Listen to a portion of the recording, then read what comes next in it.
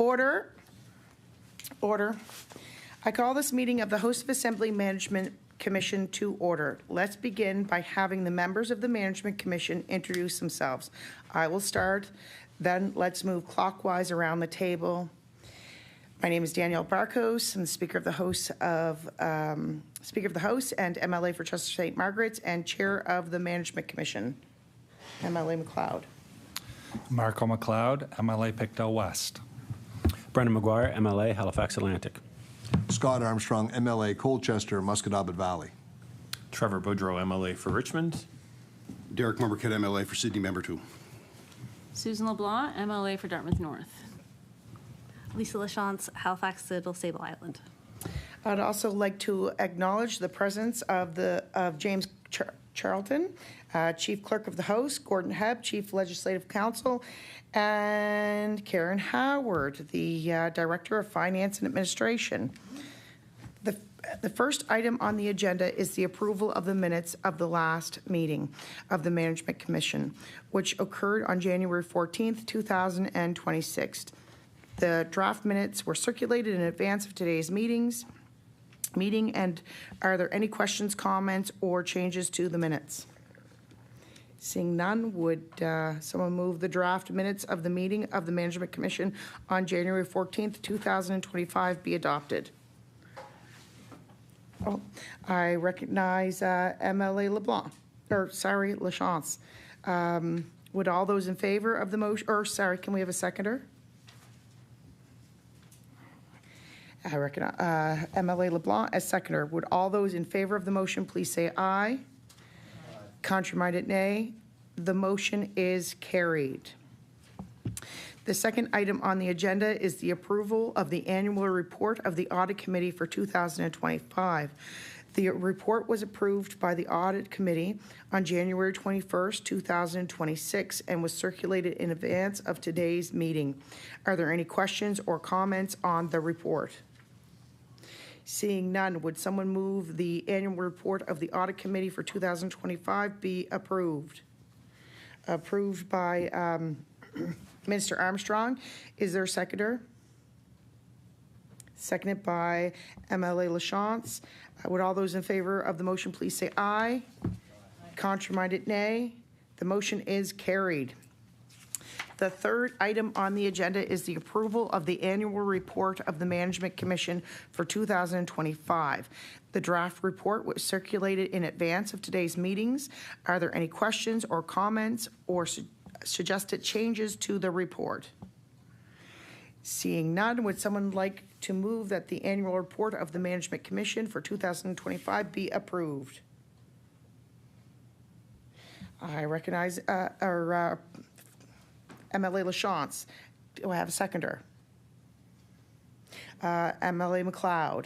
Would all those in favor of the motion please say aye? Aye. Contrary-minded, nay. The motion is carried. Madam Chair. Yes, MLA LeBlanc. I'm sorry. I just noticed in the draft report that it says official opposition representative. There's a vacant, and then there's Susan LeBlanc. Okay. So that means that there's just one for the official opposition plus the House Leader. Is that correct? Yes. So I recognize the Chief Clerk. I recognize the Chief Clerk. my apologies for not waiting to be recognized. Very poor for a Chief Clerk. Indeed. Yes, so at the bottom, page 5, official opposition House Leader Lisa Lachance. MLA Lachance was in that position for the whole of the year. And as far as official opposition representative, January 21st was the date I received notice that you would be the representative. And you'll see, so it's technically vacant, so you'll see some of these positions were filled at different times. So I think you'll also see with the government caucus rep that was also vacant for a similar period as well, till we've received notice. So that explains the vacancy. Yep. Okay. The fourth item on the agenda is a consideration of two proposed amendments to the House of Assembly Management Commission regulations. We will deal with the proposed amendments one at a time. I will ask the clerk to speak to the first proposed amendment, which is to update the regulations effective April 1st to reflect the automatic CPI increase to take effect on that day. I recognize the Chief Clerk. Thank you, Chair. So what this does, the CPI increase is law. That's baked into the regulations. It will take place automatically. However, it's not possible for the regulations to self-amend to show those changes. So if we want the regulations to still show the correct amounts, the updated amounts, we do have to manually change them anyway. If we don't pass this, it doesn't stop the CPI increase from taking effect, but it just means our regulations will be out of sync with what the amounts are by law. And I think it's more useful for us to see that a per diem is $51 rather than $50, for example. So these just update the amounts to reflect the CPI increase that will happen anyway. And they take effect on April 1st. Are there any questions or concerns on the proposed amendment? I recognize MLA McGuire. Can I just have a moment, please? Can I see that?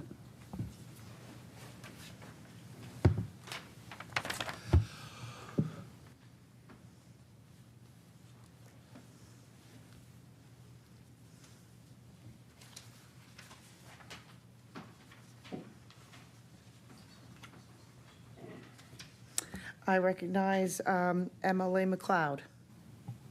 Yeah, just a clarifying point. This is going through anyway, and this is to update the literature Correct. to match what's happening. That is correct, MLA McLeod. Thank you.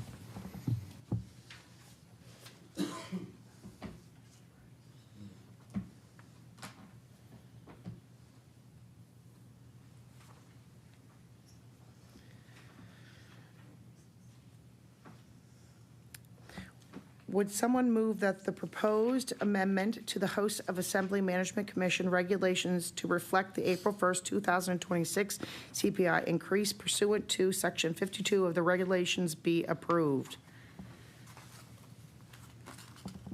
MLA LaChance. Moved by MLA LaChance. Would someone like to second the motion? Seconded by Minister Armstrong. Will all those in favor of the motion please say aye? Contrary-minded, nay. The motion is carried. I will ask the clerk to speak to the second and last proposed amendments, which are to address claims eligibility issues arising from Nova Scotia Power's recent billing practices following last year's cyber attack. I recognize the Chief Clerk.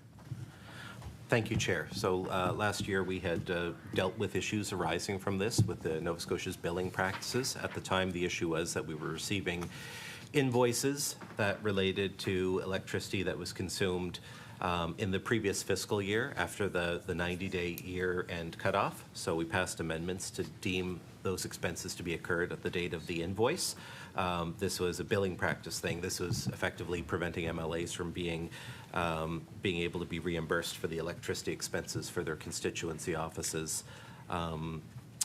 for no fault of their own, where the Nova Scotia Power's billing practices were out of whack.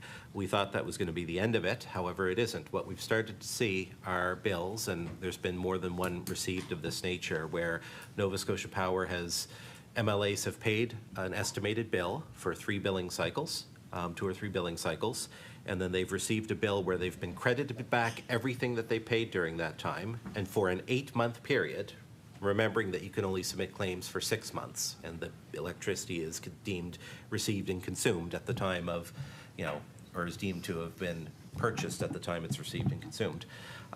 What they've done is in that 8-month period, charge for the full 8-month period, including the monthly billing fee, 8 monthly billing fees plus a brand new estimate. I've seen one case where it actually worked out to the MLA's favor and they were charged less money and there was a credit, but I've known of at least 2 other cases where MLAs were charged a much higher estimate. Under the existing rules, we just don't have a way to cope with this because of the 6-month period. So what we're doing is we're going to deem that electricity when it's received after the 6-month period or when the invoice is received. We're going to deem that electricity to be received and consumed on the date of the invoice. And the one for year end, for this fiscal year end, we're also going to extend it to apply to this fiscal year so that if we get into a case in the summer with bills being received after the 90-day mark, we'll still be able to expense it. So we don't really like making this change, but quite frankly, it seems it's easier for us to change the regulations than it is for Nova Scotia Power to get its billing practices back to normal, unfortunately. So this is a temporary measure to make sure MLAs can be fully reimbursed for their legitimate expenses. Are there any questions or comments on the proposed amendments?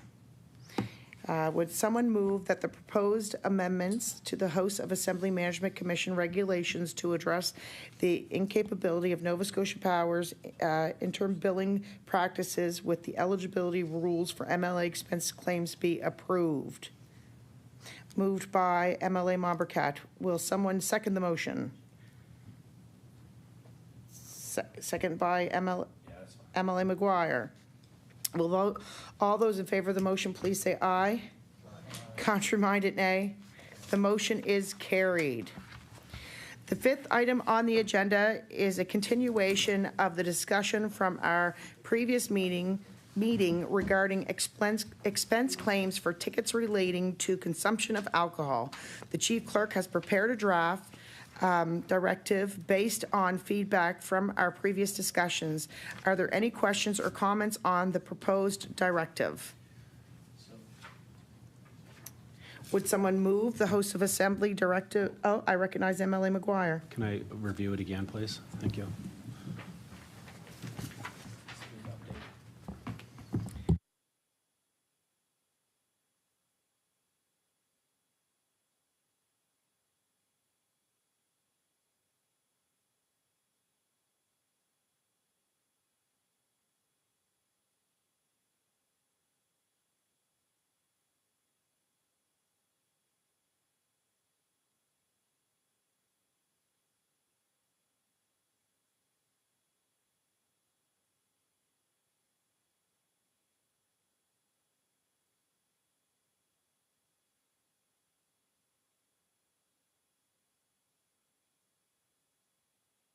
MLA LaChance.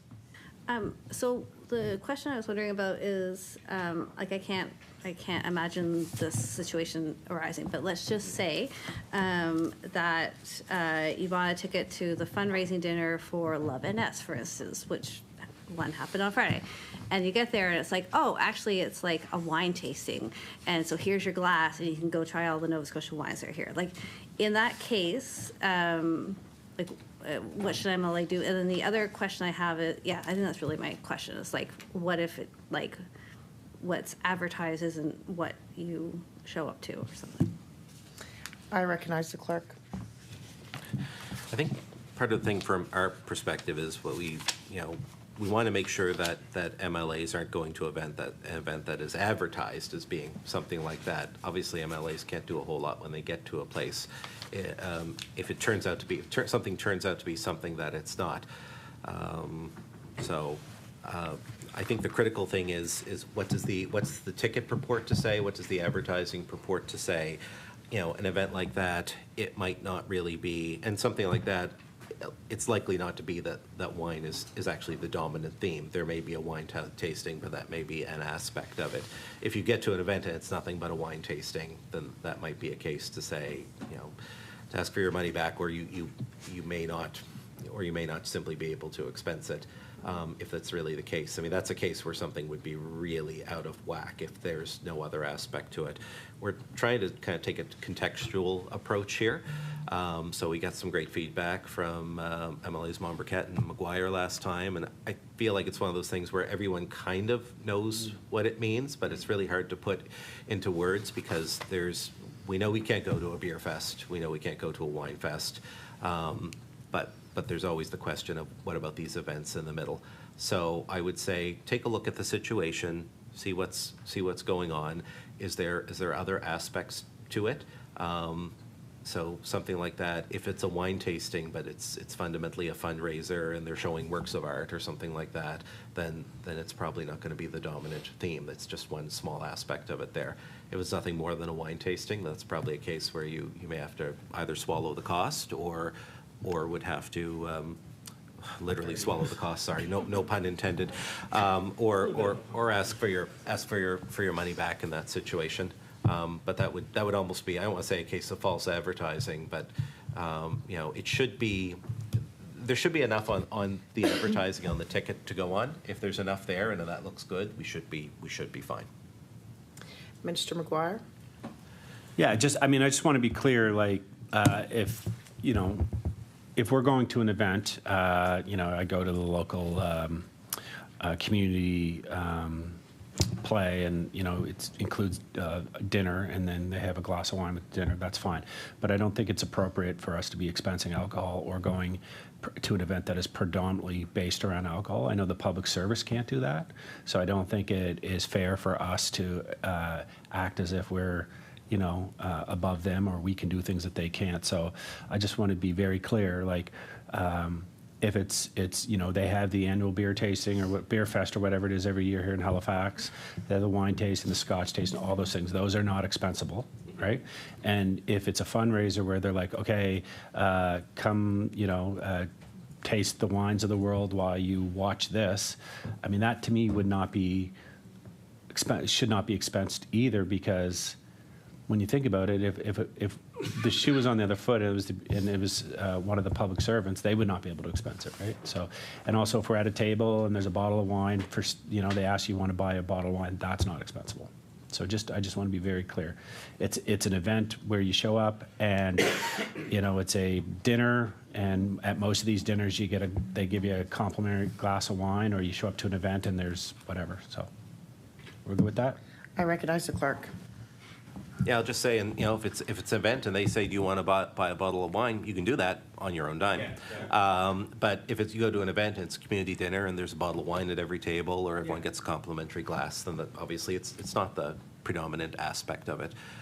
So use your own judgment. And my suggestion would actually be, if there's an event and you feel like there's any ambiguity in the advertising or the tickets, come and speak to me or speak to Karen or someone in Karen's office, and we can take a look at it and we can say, no, it's okay to get this ticket. Everything that we see says this event meets with our approval, or this is problematic. We don't think you'll be able to expense it. So if you run it by us first, we can basically hopefully be in a position to more or less pre-approve and screen that for you and let you know what the decision on the claim is going to be. So, thank you. Yep. Perfect. Any other comments, concerns, questions? Okay. Would someone move that the host of assembly directive respecting expense claims for tickets be approved? First moved by MLA McGuire, seconded by MLA LaChance. Would all those in favor of the motion please say aye? Aye. Contrary-minded, nay. The motion is carried. The sixth item on the agenda is a review of the financials from the third quarter of the 2025-2026 fiscal year. I will ask that Director of Finance and Administration to speak on this matter. I recognize Ms. Howard. Thank you.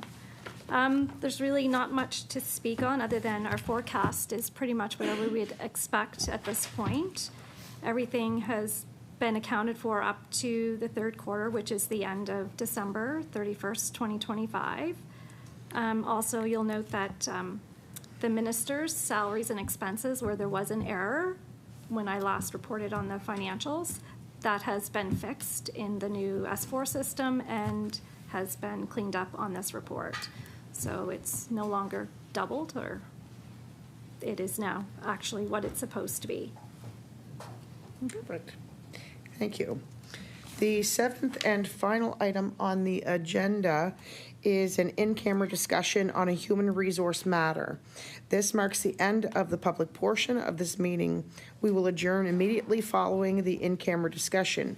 I will now ask everyone except for the members of the host of assembly staff to leave the